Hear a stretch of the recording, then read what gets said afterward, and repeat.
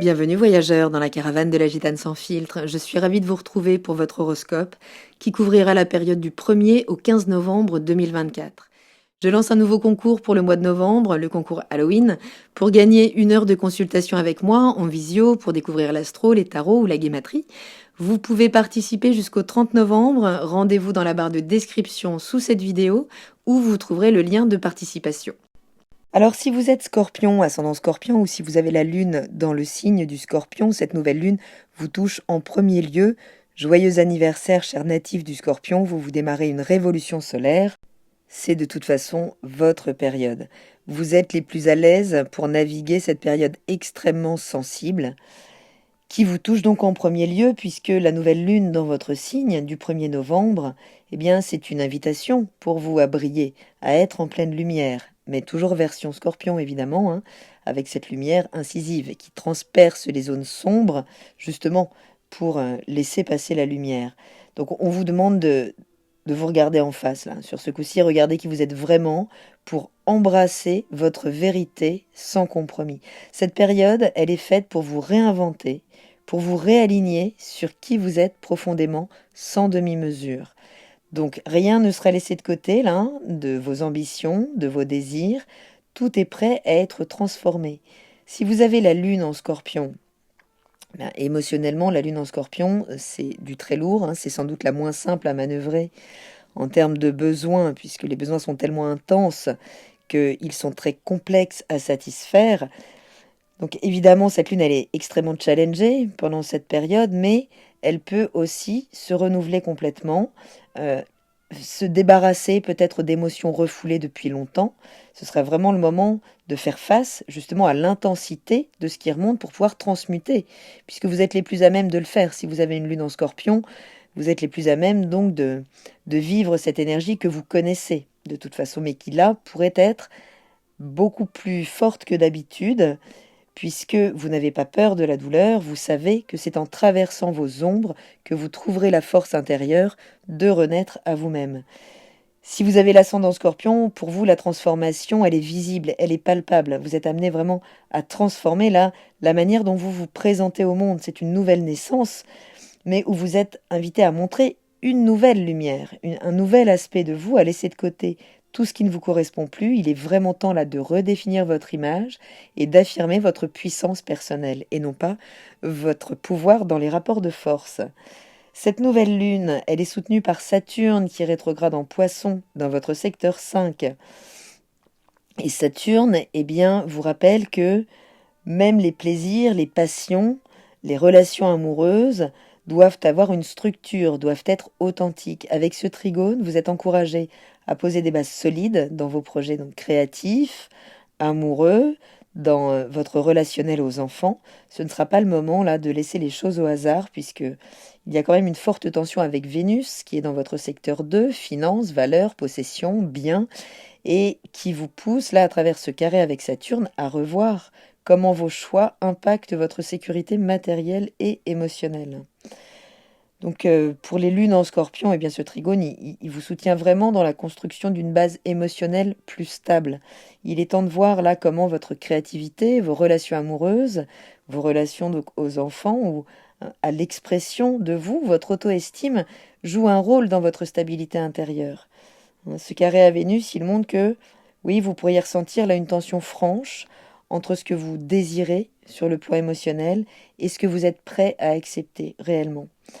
Pour les ascendants scorpions, Saturne en maison 5, donc vous invite là, mais c'est au long cours, c'est vraiment une progression sur tout 2024 pour reconsidérer vos responsabilités dans la relation amoureuse ou dans votre parentalité, ou vous réapproprier votre auto-estime, qu'elle ne soit plus sous l'emprise de la projection de vos parents non plus. Ce trigone à la nouvelle lune, là, il vous offre vraiment une opportunité assez rare de transformer des situations tendues en puissance constructive. Donc pour poser des bases solides dans votre manière de créer, d'aimer, d'exprimer qui vous êtes et de vibrer la joie de vivre du moment, tout simplement. Pluton finit son parcours là dans l'énergie du Capricorne qu'il s'apprête à quitter pour de bon. Et dans votre secteur 3 qu'il a labouré pendant un long moment, vous avez sans doute appris à transformer de manière profonde, votre manière de penser, de communiquer, d'interagir avec votre environnement immédiat, peut-être vos frères et sœurs, et d'apprendre, de prendre de l'apprentissage, tout simplement. Ça a été une longue période, là, un temps de révision, vraiment, de vos croyances, de vos connaissances. Et Pluton est très puissant, là, dans les derniers degrés du Capricorne.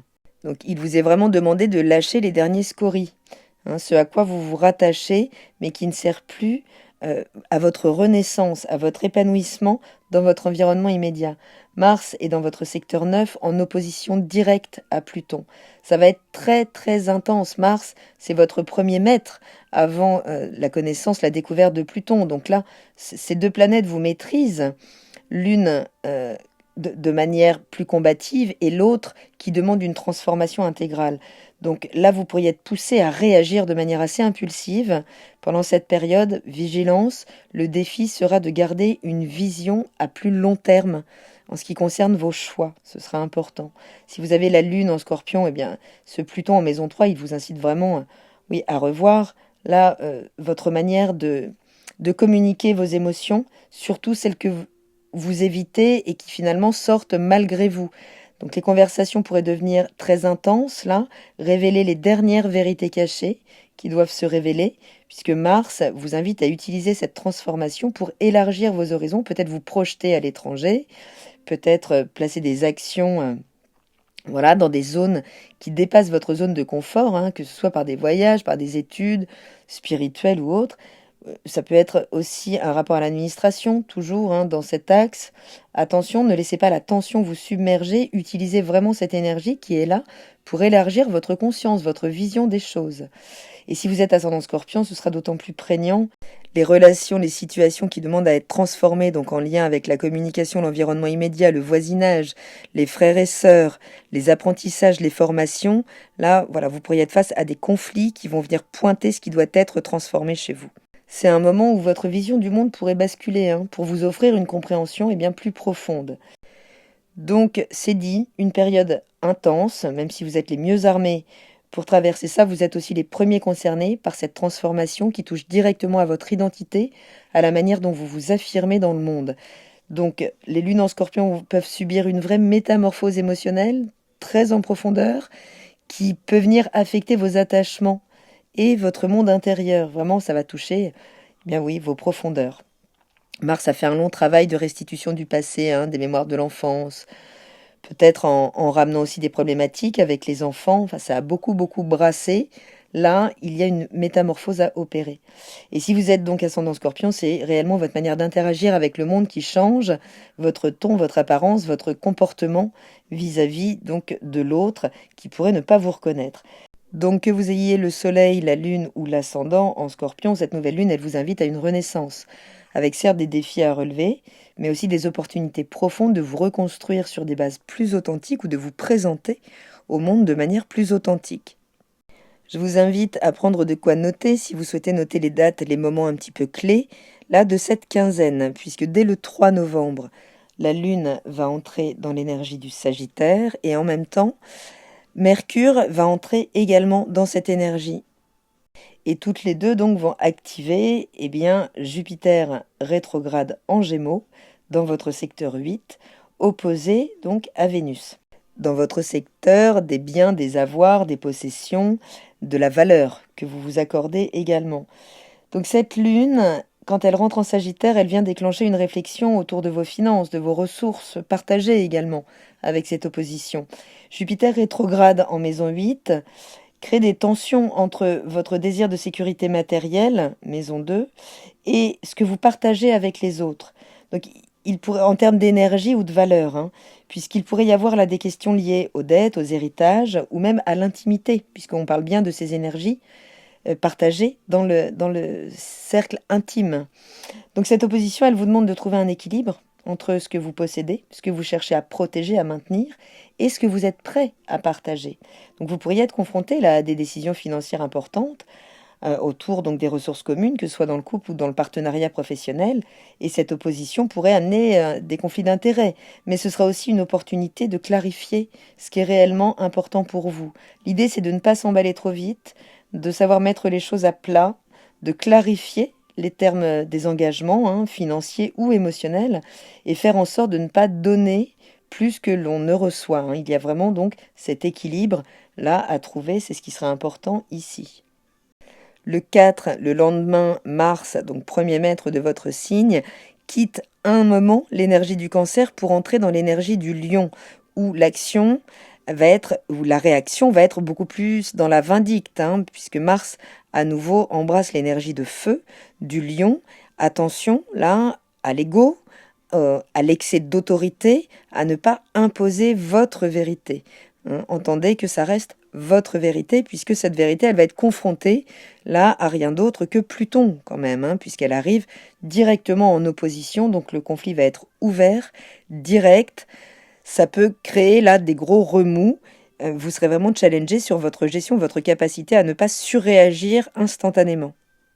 Mais dès le 5 novembre, la Lune entre dans l'énergie du Capricorne, où elle se refroidit, puisqu'elle active Saturne rétrograde en Poisson, qui vient la mettre des limites à tout ça, nous ramener à plus de rationalité, mais carré à Vénus, et c'est lui qui gagne dans ce rapport de force. Donc quand la Lune entre en Capricorne, elle s'installe donc dans votre secteur 3.